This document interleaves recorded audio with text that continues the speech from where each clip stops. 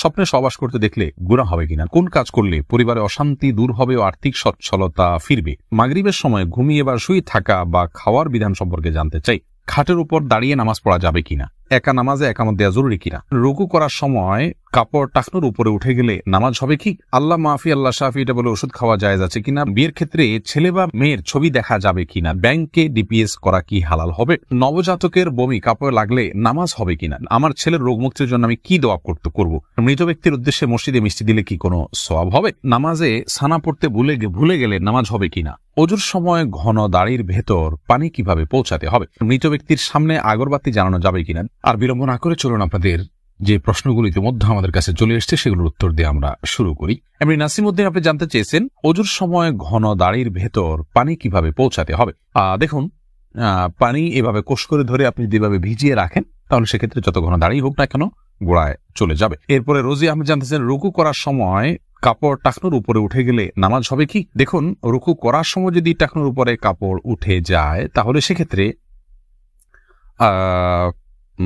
আপনার মেয়ে মানুষ হিসাবে সামান্য এক ঝলকের জন্য উঠলো, 1 সেকেন্ড 2 সেকেন্ডের জন্য উঠলো, তাতে গুনাহ হবে না ইনশাআল্লাহ বিইذনিল্লাহ। মোশাররফ হোসেন জানতে চেয়েছেন নামাজে সানা পড়তে ভুলে গেলে নামাজ হবে কিনা। হ্যাঁ ভাই, নামাজ হয়ে যাবে, কারণ সানা পড়া এটা নামাজের জন্য ফরজ বা ওয়াজিব নয়। ফরজ বা ওয়াজিব নয় এমন কোনো কিছু ছুটে গেলে নামাজ হয়ে যাবে, কোনো অসুবিধা নেই। নুসরাত জাহান ইমু আপনি জানতে চেয়েছেন মৃত ব্যক্তির সামনে আগরবাতি জ্বালানো যাবে কিনা। দেখুন, আগরবাতি মূলত জ্বালানোর নির্দেশ হলো সুঘ্রাণের জন্য, অতএব মৃত ব্যক্তিকে রেখেছেন, তার দেহ থেকে কোনো দুর্গন্ধ আসতে পারে, সেই জায়গা থেকে আপনি কোনো সুঘ্রাণ যুক্ত কোনো কিছু ব্যবহার করতেই পারেন, আগরবাতি জ্বালাতেই পারেন।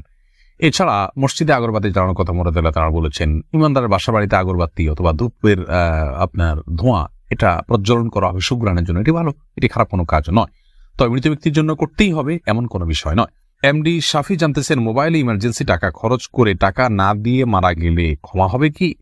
না ভাই, এটা গুনাহের কারণ, এজন্যই ইমার্জেন্সি ব্যালেন্স নিলে খুব দ্রুত সেটা পরিশোধ করার চেষ্টা করে ফেলা উচিত।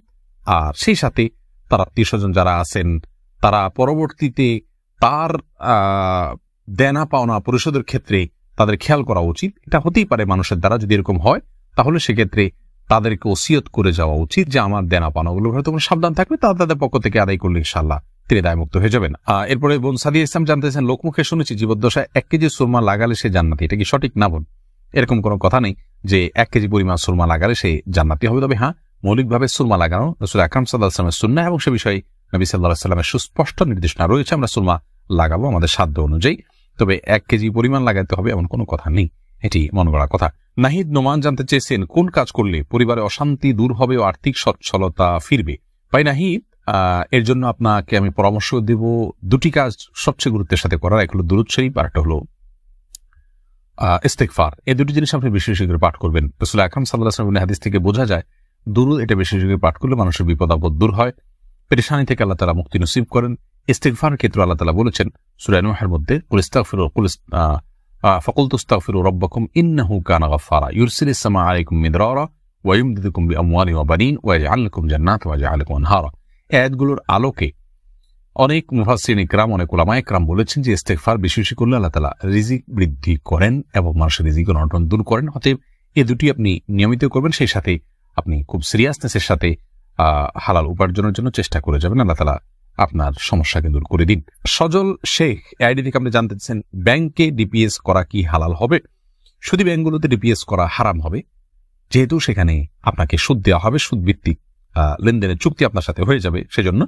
আর ইসলামী ব্যাংকগুলো যদি হয় তাহলে সেক্ষেত্রে বেশ কিছুটা ছাড় রয়েছে এবং সেটি কিছুটা কোনো কোনো ক্ষেত্রে এটি সন্দেহের মধ্যে পড়বে, শুবহাতের মধ্যে পড়বে, বাকি মৌলিকভাবে অন্য কোনো উপায় যদি কারো না থাকে এটি নাজায়েজ বা হারাম সরাসরি হবে না, তবে অ্যাভয়েড করতে পারলে সেটাও ভালো, যেহেতু সংশয় বা সন্দেহ সেখানেও রয়েছে। শাহাদাত হোসেন সবুজ আপনি জানতে চেয়েছেন স্ত্রীকে গর্ভবতী অবস্থায় সহবাস করা যাবে কিনা। জি, স্ত্রী গর্ভবতী থাকলে সে অবস্থায় সহবাস করাতে কোনো নিষেধাজ্ঞা নেই।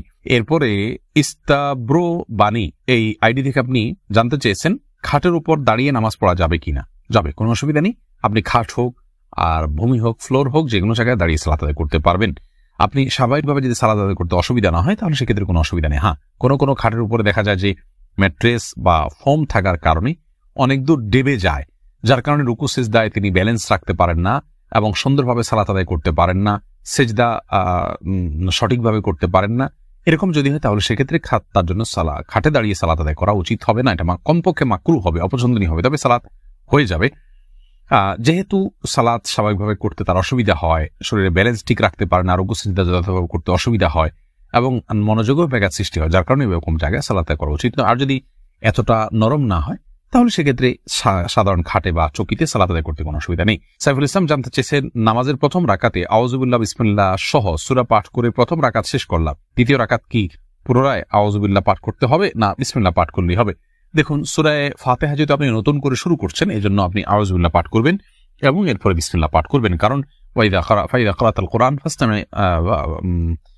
ফাস্তাইয বিল্লাহি মিনাশ শাইতানির রাজিম, আল্লাহ তাআলা বলেছেন কোরআন যখন পাঠ করবে তখন তুমি আল্লাহ তাআলার কাছে আশ্রয় চাইবে শয়তান থেকে। এই জন্য প্রথম রাকাতে আপনি সূরা ফাতিহা পাঠ করেছেন, এরপরে আপনি রুকু করেছেন, সিজদা করেছেন, তাসবিহ পাঠ করেছেন, অনেকগুলো কাজ করেছেন, আবার নতুন করে আপনি তেলাওয়াত শুরু করছেন, যার কারণে আপনি এখানে আউযুবিল্লাহ সূরা দুইটা পাঠ করবেন। আয়েশা আহমেদ আপনি ইউটিউব চ্যানেলে প্রশ্ন করেছেন, বিয়ের ক্ষেত্রে ছেলে বা মেয়ের ছবি দেখা যাবে কিনা? দেখুন, ছেলে বা মেয়ের ছবি দেখা যাবে বিয়ের ক্ষেত্রে শর্ত সাপেক্ষে, আর সে শর্ত হলো ছেলে মেয়ের ছবি দেখবে, তার কোনো বাবা অভিভাবক বা অন্য কাউকে দেখাবে না এবং দেখার পরে এটি মুছে ফেলবে নিজের কাছ থেকে, এবং মেয়েও ছেলের ছবি দেখবেন এবং সেটি ফিতনায় পতিত হয়, ছবি দেখে বাজে চিন্তা হয় বিবাহ ছাড়া আগ পর্যন্ত, সেই সুযোগ যেন না থাকে সেজন্য এটি রিমুভ করে ফেলবেন।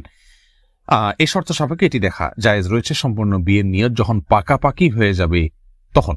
আর আজকাল যেমন হয়, আল্লাহ মাফ করুক, তথাকথিত অবৈধ প্রেমের ক্ষেত্রে অনেকে বলে যে আমার বিয়ের নিয়ত আছে সেজন্য আমি দেখছি, আপনি দেখেই যাবেন, এ অধিকার আপনাকে দেওয়া হয়নি। আপনি এক নজর দেখতে পারেন শুধুমাত্র জানার জন্য, বাস এটুকু, এরপরে আপনি সেটার কন্টিনিউ করতে পারবেন না। মহিমা মাহি আপনি জানতে চেয়েছেন, নবজাতকের বমি কাপড়ে লাগলে নামাজ হবে কিনা? দেখুন, বমি নাপাক, সেটা নবজাতক হোক অথবা প্রাপ্তবয়স্ক কেউ হোক, সবার বমি নাপাক, যার কারণে এটি লাগলে নাপাক হয়ে যাবে। এমনি মামুন হোসেন জানতে চেয়েছেন, মৃত ব্যক্তির উদ্দেশ্যে মসজিদে মিষ্টি দিলে কি কোনো সওয়াব হবে? দেখুন, মৃত ব্যক্তির পক্ষ থেকে আপনি গরিব দুঃখীকে খাবার দিতে পারেন, কোনো অসুবিধা নেই। দিনক্ষণ ঠিক না করে এমনিতে গরিব দুঃখীকে খাবার দিলেন। মসজিদে বিশেষভাবে খাবার দিতে এমন কোনো কথা নেই। গরিব দুঃখীকে খাবারটা আপনি বাইরেও দিতে পারেন, তাদের বাসা পৌঁছে দিতে পারেন, মসজিদ থেকে মসজিদের সাধারণ মুসল্লিরা আছে তাদেরকে আপনি দান করতে পারেন মৃত ব্যক্তিকে সওয়াবের উদ্দেশ্যে, সেটি হতে পারে। কিন্তু এটিকে আমাদের দেশে যেরকম সিস্টেম বানিয়ে নিয়েছে এমন মানুষ, যে কেউ মারা গেলে মসজিদে মিষ্টি পাঠানো, জিলাপি পাঠানো মুসল্লিদেরকে খাওয়ানোর জন্য, এরকম কোনো নির্দেশ, আলাদা পার্টিকুলার নির্দেশ ইসলামে দেওয়া হয়নি। তবে হ্যাঁ, গরিবের এই মৃত ব্যক্তির পক্ষ থেকে আমরা সাদাকা করতে পারি, তারই অংশ হিসাবে খাদ্যদান হতে পারে, সেটি গরিব অসহায় মানুষকে প্রাধান্য দিয়ে দেওয়া উচিত। মসজিদে না দিয়ে আপনি সেটি যদি বস্তিতে দেন, গরিব মানুষের বাসা বাড়িতে দেন, সেটি আরো বেশি সওয়াবের কারণ হবে ইনশাআল্লাহ। ফাতেমা বেগম জানাচ্ছেন, গরুর গোবর কি নাপাক? বোন, গরুর গোবরের পাক নাপাক অনেক দুটি মত রয়েছে সৌদি আরব স্কলারদের। অনেকে মনে করেন যে সমস্ত পশুর খাদ্য গোশত খাওয়া হালাল, সেগুলোর পেশাব পায়খানা নাপাক নয়। তবে এর চাইতে অধিক শক্তিশালী হলো এক্ষেত্রে ইমাম আবু হানিফা রাহমাতুল্লাহ মত যে এগুলো নাপাক, অতএব সেই হিসাবে গরুর গোবরকে আমরা নাপাক বলবো। আফনান লিজ আপনি জানতে চেয়েছেন, আমার ছেলের রোগ মুক্তির জন্য আমি কি দোয়া করব? আপনি মা হিসাবে তার জন্য আল্লাহর কাছে সাধারণভাবে দোয়া করবেন, দোয়া কবুলের জায়গাগুলোতে, সময়গুলোতে দোয়া করবেন, ইস্তিগফার, দুরুদ এবং দোয়া ইউনুস, লা ইলাহা ইল্লা আনতা সুবহানাকা ইন্নী কুনতু মিনাজ জালিমিন এবং ইয়া যাল জালালি ওয়াল ইকরাম, এগুলো পাঠ করে এবং আল্লাহর নাম ডেকে ডেকে, এটা ইসমে আজম আল্লাহ, হে আল্লাহ, এভাবে ডেকে ডেকে আল্লাহর কৃতজ্ঞতা স্বীকার করে আল্লাহর কাছে দোয়া করবেন। ইনশাআল্লাহ আপনি কায়মন অবাক্কারি দোয়া করলে মায়ের দোয়া সন্তানের জন্য আল্লাহ তাআলা কবুল করবেন। যদি আপনার দোয়া আপনি কবুল হতে না দেখেন তাহলে বিচলিত হবেন না, সবর করবেন, আল্লাহ তাআলা সেখানে আপনার জন্য কোনো কল্যাণ অবশ্যই নিহিত রেখেছেন। এমডি রায়হান সিদ্দিকী আপনি জানতে চাইছেন, মাগরিবের সময় ঘুমিয়ে বা শুয়ে থাকা বা খাওয়ার বিধান সম্পর্কে জানতে চাই। দেখুন ভাই রায়হান, মাগরিবের পরে এশার আগে শোয়ার ব্যাপারে হাদিসে নিষেধাজ্ঞা রয়েছে। নবী সাল্লাল্লাহু আলাইহি ওয়াসাল্লাম অপছন্দ করতেন এই সময় শোয়াটাকে, যার কারণে মাগরিবের পরে শোয়া উচিত নয়। তবে যদি কেউ অসুস্থ থাকেন, শরীরে ক্লান্তি থাকে, তিনি শুয়ে আছেন ক্লান্তির কারণে, সেটা ভিন্ন বিষয়। কিন্তু সাধারণ অবস্থাতে এই সময় ঘুমানো নিষেধ, কারণ এই সময় ঘুমাইলে আপনার এশার সালাত তরক হয়ে যেতে পারে। তাছাড়া সকাল এবং সন্ধ্যার সময়গুলো আল্লাহকে স্মরণ করার সময়, জিকিরের সময় জন্য এই সময় ঘুমিয়ে কাটাবেন না। শুধু সামান্য একটু শুয়ে থাকা, এটা ভিন্ন বিষয়, এটা ইনশাআল্লাহ নিষেধাজ্ঞার আওতায় পড়বে না। সুজন মুখতার আপনি জানতে চেয়েছেন ইউটিউব চ্যানেলে, স্বপ্নে সহবাস করতে দেখলে গুনাহ হবে কিনা? না, এর কারণে কোনো গুনাহ হবে না, কারণ এটি বান্দার ইচ্ছার দিন কোনো বিষয় নয়, বান্দার ইচ্ছাধীন বিষয় নয়, এমন বিষয়ের জন্য আল্লাহ তাআলা বান্দাকে পাকড়াও করবেন না। এমডি সোহাগ খান জানতেছেন, একা নামাজে একামত দেওয়া জরুরি কিনা? জি ভাই, একা নামাজ পড়লেও আপনি যখন একাকী ফরজ নামাজ আদায় করবেন, একামত দিয়ে নামাজ পড়বেন, এই উদ্দেশ্যে কেউ চাইলে আপনার সঙ্গে এসে যোগ দিতে পারে জামাতে।